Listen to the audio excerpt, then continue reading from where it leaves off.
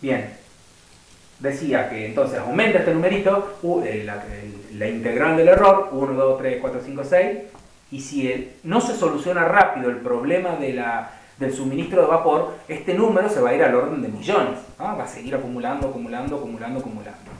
En un momento, recordemos que los controladores son automáticos, justamente, el chiste es que no tengo un tipo ahí controlando la válvula, tengo un control automático. Bien, al cabo de un rato, una hora, vuelve el suministro de vapor. Entonces el proceso, digamos, vuelve el vapor, la válvula está totalmente abierta, porque el controlador, con todo el error que tiene, la tiene abierta, ¿no? Hasta el máximo, 16 mA o 15 PSI de presión, la válvula toda abierta. Pero como acumuló tanto error positivo, ahora el valor del M está por allá, está por 10.000. Para corregirlo, va a tener que para que ese valor vuelva a los valores normales, va a tener que pasar la misma cantidad de tiempo, pero con error en el sentido contrario, para que todo ese error vuelva a cero.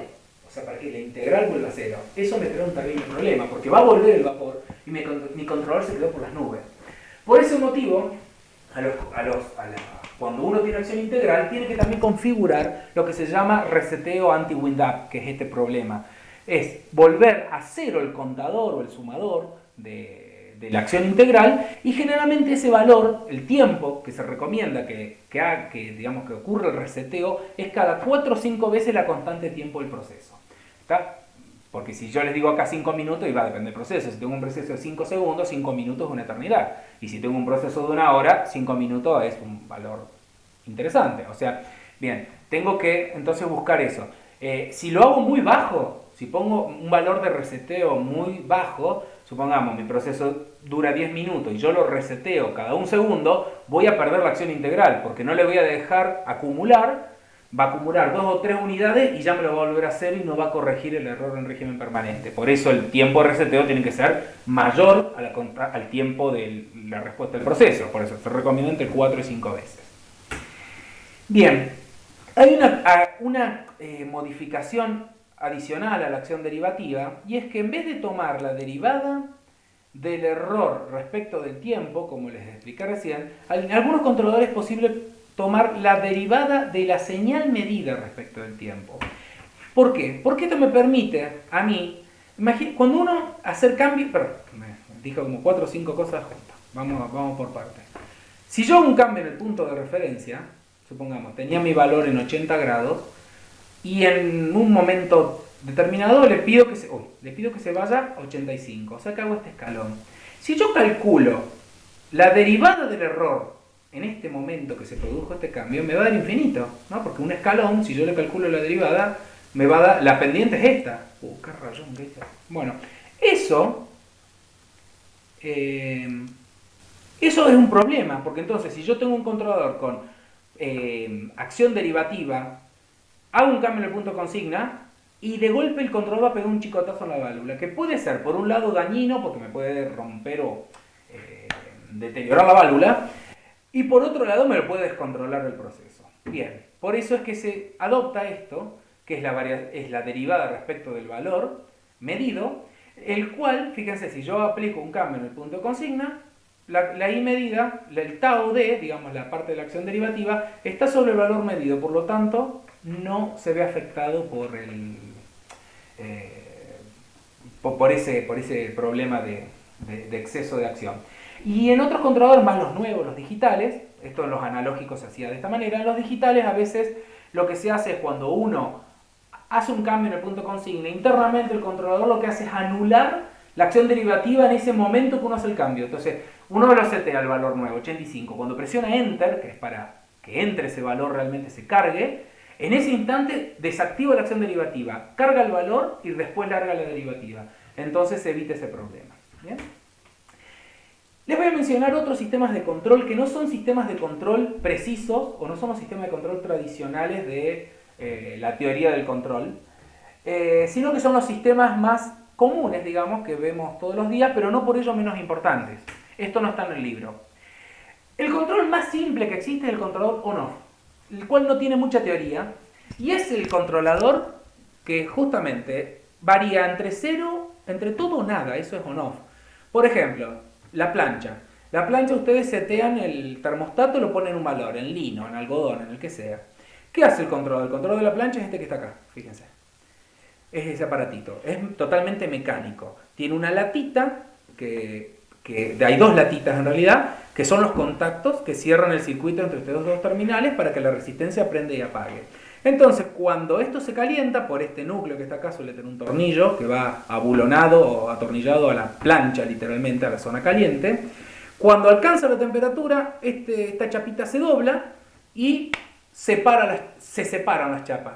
Al separarse, corta la energía. O sea que la resistencia trabaja todo o nada. O sea, o 100% si la plancha de 2000 watts son 2000 watts o nada, o apagado. No es como la válvula control que puede variar entre 0 y 100 con una determinada precisión, porque el vástago se mueve. Bien, en circuitos eléctricos es difícil, ya vamos a ver qué se puede hacer ahora nomás. Entonces, bueno, este tipo de sistemas son muy sencillos, o el tanque de agua en nuestra casa, o en la mochila del baño, funcionan todo o nada. Si el flotante baja, se abre la válvula y cuando el flotante llega arriba, la cierra. O sea que esos son controles todo o nada.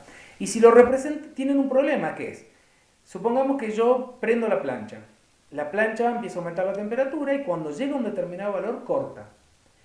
Ahora, ¿cuándo va a volver a activarse? Y cuando baje una determinada cantidad, por ejemplo, hasta este valor que está acá, ahí va a volver a prender, se va a poner en on. Y entonces el control de un controlador on-off es siempre oscilatorio, como este que se ve acá. ¿Bien? Esa diferencia se llama histéresis, o histéresis diferencial, ¿bien? Y es el problema del controlador on-off. Es muy sencillo, es muy económico, es recontra fácil de instalar, pero bueno, tiene histéresis. Esto que está acá, esto es lo que ustedes tienen en la heladera. Ustedes no lo ven, pero este es el controlador de temperatura de la heladera. Del otro lado no se ve, pero estaría el pernito con la perillita que uno hace girar. En las nuevas esto es digital. Y ahora las heladeras inverter, bueno, traen algunas cuestiones que quizás se las mencione más adelante.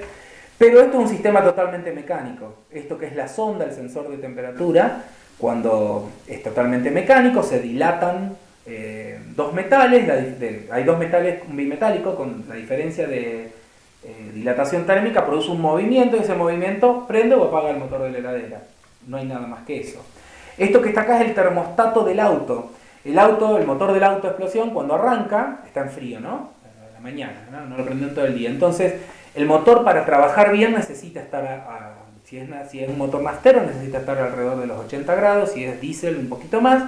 Entonces, para garantizar ese calentamiento, tiene esto que es el termostato del motor, que hace que el agua de enfriamiento no vaya al radiador mientras el motor está frío. Entonces se queda calentando en un circuito cerrado. Cuando el motor alcanza la temperatura deseada, abre ese resorte, se suelta, y esto que está acá es una válvula, y manda el agua ya para el radiador.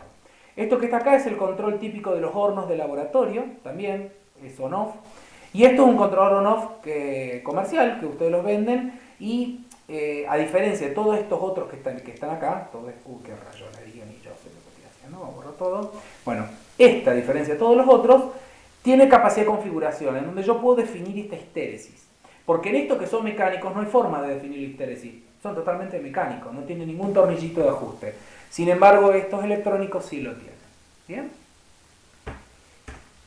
Y otro modo de controlar, esto sí ya entraría en lo que es controlar PID, es en vez de utilizar una válvula de apertura, ¿no?, que abre entre 0 y 100 mecánicamente, en sistemas de calefacción es muy común esto, nosotros ahí en el laboratorio, en el INTEC, y bueno, en toda la universidad se usan mucho, y en todos los laboratorios en general, se utilizan lo que se denomina controlador con actuador PWM, que es modulador de ancho de pulso.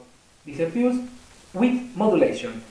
Cuando lo que hace básicamente es, imaginémonos que yo tengo una resistencia de 1000 watts. Watts son joules por segundo. ¿Está? O sea que si yo tengo una resistencia de 1000 watts encendida un minuto, voy a entregar 60.000 kilojoules. ¿Está? 60 segundos por 1000 me va a dar 60.000.